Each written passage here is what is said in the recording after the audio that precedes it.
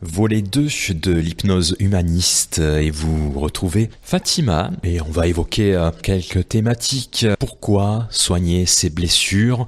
On commence comme ça Fatima et puis tu vas bien sûr nous éclairer. Bonjour Vincent, bonjour à toutes et à tous et oui peut-être un peu dans le désordre mais en tout cas donc c'est pour faire suite à la dernière émission. Oui, soigner ses blessures, pourquoi? J'ai envie de dire comme ça tout de suite, forcément c'est pour aller mieux, mais en fait derrière nos blessures, faut savoir, elles sont responsables de nos défauts, mais aussi de nos qualités. C'est pas que négatif en fait.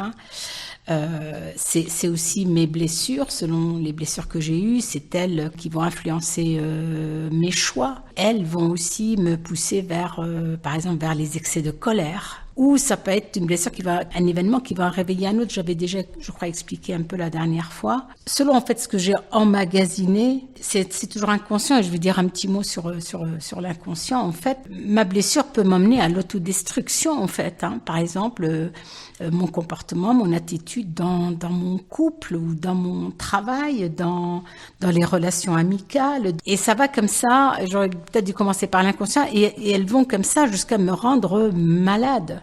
C'est-à-dire tant que je me pose pas et tant que je prends pas conscience en fait, parce qu'on est toujours dans cette prise de conscience. Alors ça, je me dis c'est comme ça. Puis de toute façon, ça fait des années que c'est comme ça. Il y en a beaucoup, presque à la limite la fatalité. De toute façon, ça fait des années que c'est comme ça. Alors là, vous allez voir, on va parler de l'inconscient. C'est lui, de toute façon, qui qui gère ma vie et il m'alerte en fait jusqu'à, moi je dis toujours, jusqu'à me mettre au sol, la dépression, le burn-out, les accidents. Et à ce moment-là, quand je suis au sol, je m'arrête parce que dans les cas graves, c'est des hospitalisations et autres. Alors, c'est pas le sujet, mais du coup, en parlant de ça, ça me fait penser à un film que j'ai beaucoup aimé avec, si je me trompe pas, Vincent Cassel, Mon Roi. Et là aussi, il est question d'une histoire de je-nous. Donc cette personne, je raconterai pas, c'est vraiment un film à voir. Et oui, l'être humain, on est comme ça, on peut abattre des montagnes jusqu'à tomber. J'ai une question, ça peut être alors destructeur pour la personne qui subit ça, mais aussi pour la personne qui est à côté et qui est de plus en plus sensible et peut-être qui n'a plus de quoi répondre pour essayer de sauvegarder, de sauver. Et c'est pour ça qu'il faut faire appel justement à quelqu'un qui est dans la neutralité. Alors effectivement, non seulement on empathie, on souffre nous, mais aussi les gens dans notre environnement. La problématique, c'est toujours cette prise de conscience. C'est-à-dire, tant que j'ai pas pris conscience, ma mère, mon père, ma collègue, enfin peu importe, pourra toujours me dire mais arrête, pose-toi, ou va voir même son médecin. Vous avez des gens comme ça qui, je vous dis, elles iront le jour où elles sont au sol. Mais c'est juste humain en fait. C'est parce que en fait, on pourrait. Alors, du coup, je vais revenir à l'inconscient juste quelques mots. En fait, notre inconscient, il est donc l'ensemble de ce que nous sommes, de nos croyances, que ce soit sur la vie ou sur les autres. C'est lui en fait qui dicte mes choix, qui nous attire ou nous fait fuir aussi, en fonction des situations. Il est en fait à l'intérieur de nous, comme ça.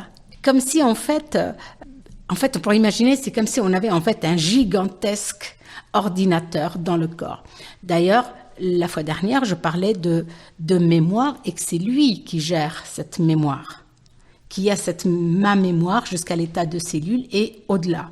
Donc, à partir de là, il sait exactement ce dont j'ai besoin et quand bien même il va me donner ses alertes tant que je m'arrêterai pas parce qu'il veille, c'est lui qui veille à mon bien-être, au fonctionnement de cette magnifique machine. Moi, je dis qu'on est une magnifique machine. Et puis, si je m'arrête pas, il va faire en sorte que je tombe. Tout simplement. Et c'est pour ça que je pense à ce film, mais il y en a d'autres. Oui, une fois que j'ai pris l'accident, une fois que je me suis... Mais l'accident, ça peut être vélo, voiture, dans l'escalier, peu importe. C'est juste, en fait, ça va être le truc qui fait que, clac. De toute façon, j'ai pas le choix. Donc, c'est lui, en fait, il est à l'œuvre de tout ça. Et toujours par rapport à cette mémoire, je disais, il classe, il trie. C'est tout le temps. Quand on dort, tout se repose, mon cœur, mes muscles, mes poumons, sauf lui. Les rêves, c'est lui. C'est aussi lui, par exemple, je dors et je peux entendre un bruit. Je ne sais pas si quelqu'un fracture ma porte. Voilà, hop, je suis alertée. Il faut en prendre conscience de son inconscient. Donc voilà, c'est lui qui gère cette mémoire qui stocke.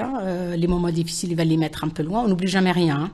C'est juste rangé très loin jusqu'au jour où, quand il y a des choses similaires, où il va donner ses alertes.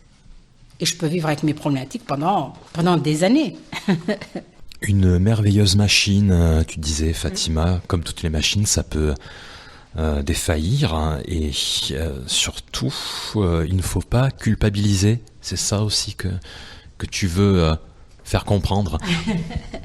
Ben oui, parce qu'on aurait tendance comme ça, de toute façon, toujours à culpabiliser, j'ai envie de dire, tant pis je le dis comme ça, à s'auto-flageller, enfin vraiment à se diminuer, toujours en se comparant aux autres. Mais là, on va toujours revenir à cette enfance, aux blessures, à ce que j'ai vécu. Mais aujourd'hui, voilà, c'est juste prendre conscience que, par exemple, dans une même situation, on l'a tous vécu. Pourquoi mon frère ou ma sœur, eux, ont rebondi et pas moi? Parce que on n'a pas cette même énergie, parce que même en étant frère et sœur, par exemple, on n'a pas forcément vécu la même chose. Par exemple, l'exemple type dans une fratrie à partir de 2, puisqu'un tout seul évidemment, on peut pas ça, mais à partir de 2 déjà, vous avez des parents qui peuvent enguirlander leurs enfants pour une sottise quelconque. Eh bien là, rien que ça. Les 2 ne vont pas encoder cette dispute de la même façon, d'accord? Il y en a, il va peut-être se marrer et puis cause toujours, et puis l'autre, il va être déjà pris aux tripes, et alors qu'ils ont dit la même chose. Donc pas culpabiliser, mais plus se dire, ok, si je réagis comme ça, non, de toute façon, c'est pas que de ma faute. Alors après, qu'est-ce que je peux faire, ou pas, est-ce que j'ai envie ou pas, parce que c'est toujours pareil. On appelle ça le bénéfice secondaire. Il y a des situations comme ça, quand ça dure comme ça depuis longtemps, ça devient une seconde, pas comme une seconde peau, mais attends, si je me débarrasse de tel problème, par exemple, est-ce qu'on va toujours s'intéresser à moi? Est-ce qu'on va s'occuper de moi? Donc, ce qu'on appelle le bénéfice secondaire, je voudrais bien, et en même temps, sans ce truc, qu'est-ce que je vais devenir? Voilà, mais c'est humain. En fait, voilà, c'est juste humain, et justement, on n'est pas des robots. On appuie sur le bouton et ça roule. Donc non, nous on n'est pas du tout comme ça. C'est vraiment, voilà, c'est ça. C'est prendre conscience. Et sans cette prise de conscience, on fera rien. De toute façon, prise de conscience et cette motivation, c'est toujours pareil. Voilà, ça c'est pour l'inconscient. On va évoquer l'enfant intérieur. Et un peu plus, on va dire, en profondeur. Tu l'avais déjà évoqué, cet enfant intérieur.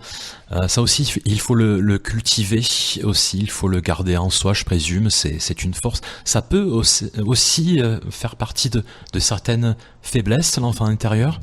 Alors, faiblesse, donc l'enfant intérieur, en fait, c'est un des archétypes, parmi tant d'autres. L'enfant intérieur, en fait, c'est une partie de nous, c'est pas nous, c'est une partie de nous. Cette partie où tout s'est encodé, on pourrait dire de la couche épaisse de nos actes, de notre âme d'enfant, qui demeure, elle, inchangée. Et l'âme, elle échappe au temps. Enfin, pour tous les gens qui peuvent s'intéresser à ce genre de choses. L'enfant intérieur, en fait, selon ce que j'ai vécu, les blessures vont être là. C'est-à-dire que je vais grandir, je vais étudier, je vais fonder une famille. Enfin voilà, je vais mener une vie, on va dire entre guillemets normale, s'il y a une normalité. Mais les blessures, à un moment ou à un autre, ou lorsqu'il y a autre chose toujours de similaire que je vais subir, entre guillemets, ou revivre, c'est toujours encore une fois de plus mon inconscient qui va intervenir avec cette alerte, en fait, en disant, attention, ça, tu l'as vécu, fais gaffe. Mais là, je fais gaffe ou je fais pas gaffe, j'ai compris ou pas, je suis réactif ou pas, en fait. L'enfant intérieur, par exemple, dans mon accompagnement, on le fait pas avant 16-17 ans. Parce que jusqu'à 18 ans, on est encore en construction. Comme, je vais en dire quelques mots, le féminin masculin. On laisse donc cette enfance, on laisse les choses s'installer et c'est seulement après. Par contre, quand j'ai 30, 40, 50 et au-delà, oui, ça c'est quelque chose, c'est un archétype que je vais en général proposer. Alors, je travaille beaucoup avec le ressenti, ça peut être dès la première séance ou la seconde séance. Là, on va aller en fait déjà reconnaître, dans cette technique, on va reconnaître notre enfant intérieur. C'est-à-dire, ah ok, j'ai compris, mais oui, tu es là, je te reconnais. Ok, t'inquiète, maintenant je suis là. Je vais te protéger. Je schématise, mais vraiment, c'est comme ça, hein, en travaillant symbolique. Et du coup, on va le réparer. Alors, vous avez des personnes qui peuvent trouver un enfant intérieur. Alors ça, personne ne le sait, hein, ni la personne ni moi. Hein, mais c'est seulement une fois qu'elle est connectée. L'enfant intérieur peut avoir 2 ans, peut avoir 4 ans, peut avoir 14 ans. En fait, comme ça, la personne va remonter à la blessure qui a causé le départ, en fait, la première blessure. Ou on pourrait dire plutôt jusqu'au moment où ça a démarré, en fait. Et elle va comme ça le soigner, le protéger. C'est quelque chose de très fort. En général, c'est ce que les personnes disent. C'est France qui avait fait son témoignage.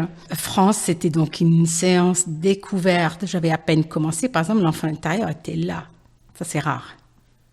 Hier, par exemple, j'ai accompagné une personne parce qu'elle est bien connectée. Et en fait, là, la place, c'est plutôt l'image de papa qui est venue. Ok, alors on ira le voir, ce papa. Alors, c'est maman. Donc là, ok, là, par exemple, ça veut dire, c'est pas parce qu'il veut pas de moi, hein, peut-être que là, il y a autre chose à aller soigner. Voilà, à creuser, et puis on reviendra le voir après.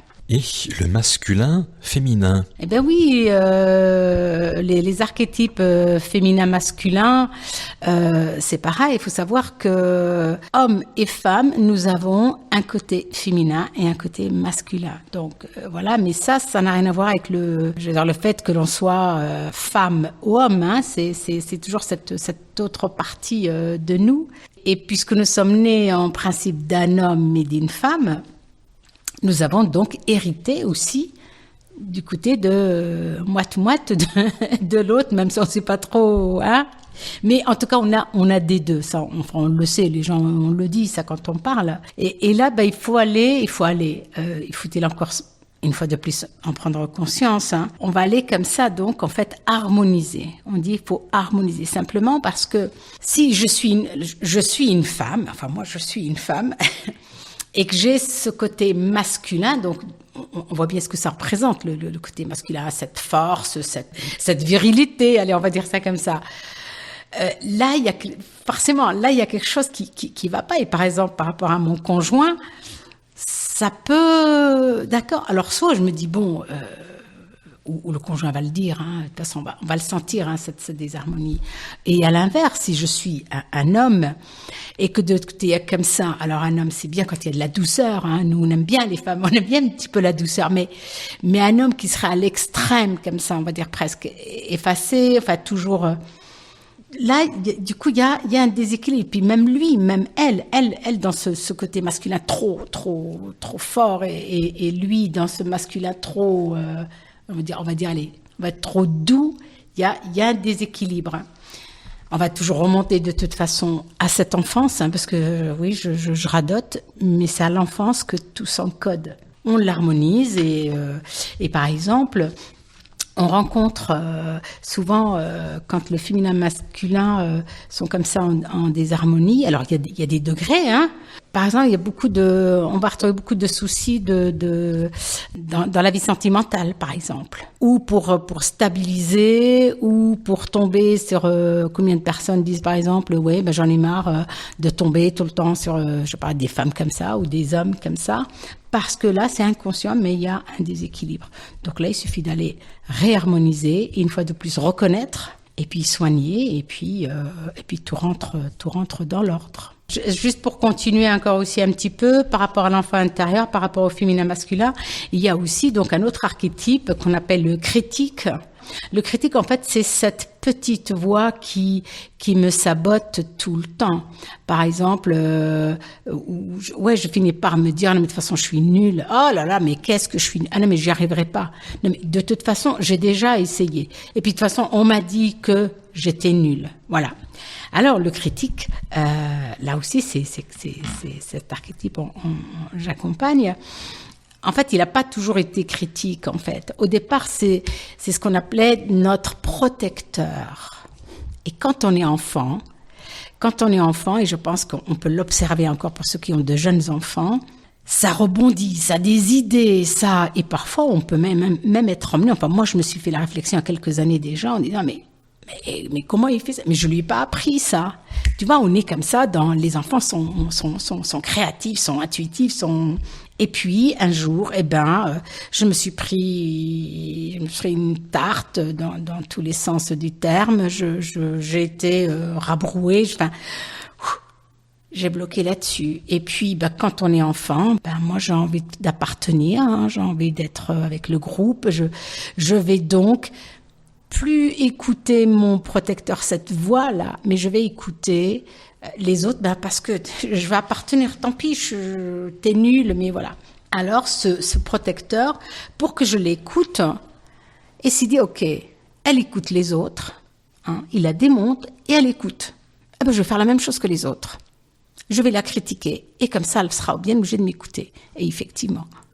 Et là aussi, on va aller le rencontrer et on va aller se réconcilier, on va le reconnaître en disant, ok, bon, est-ce qu'on peut travailler ensemble maintenant? Mais tu sais, tu as le droit de te reposer. Parce que du coup, quand il critique, il est comme ça dans cette énergie, tout le temps. Ok, moi j'aimerais bien qu'on travaille ensemble. Et par exemple, je propose toujours aux gens, parce qu'une fois qu'on l'a rencontré, on peut aller le retrouver en dehors de la séance. Après, les personnes font ou ne font pas, mais elles ont cette possibilité-là puisqu'on est en pleine conscience. Donc, il suffit, je me connecte. Et puis, du coup, elles le connaissent bien mieux que moi, en fait, hein, puisqu'elles ont l'image, puisque j'accompagne, je guide. Et c'est la personne qui fait ou pas. Voilà, ça c'est très important. Eh bien, merci Fatima pour ce nouveau chapitre de l'hypnose humaniste. Et on te retrouvera probablement le mois prochain pour une nouvelle thématique. Avec plaisir. Merci Vincent et merci à tous. Au revoir.